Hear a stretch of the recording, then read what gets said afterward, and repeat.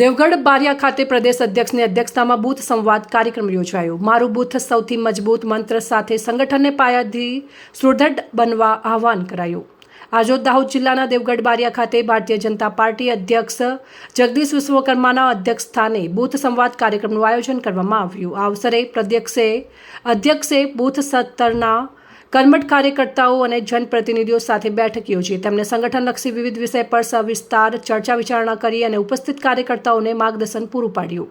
વિશ્વકર્માજીએ મારું બૂથ સૌથી મજબૂતના મંત્રને સાકાર કરવા અને સંગઠનને પાયાના સ્તરેથી વધુ મજબૂત બનાવવા માટે બૂથ સમિતિઓની ભૂમિકા, મતદાર યાદીની ચકાસણી, કેન્દ્ર રાજ્ય સરકારની યોજનાઓના લાભ છેવાડાના વ્યક્તિ સુધી પહોંચાડવા અંગે વિસ્તૃત માર્ગદર્શન આપ્યું।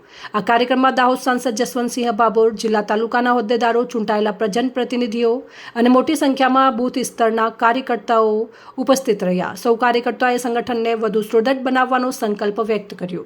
રિપોર્ટર શ્રીકાંતભાઈ વહોનિયા।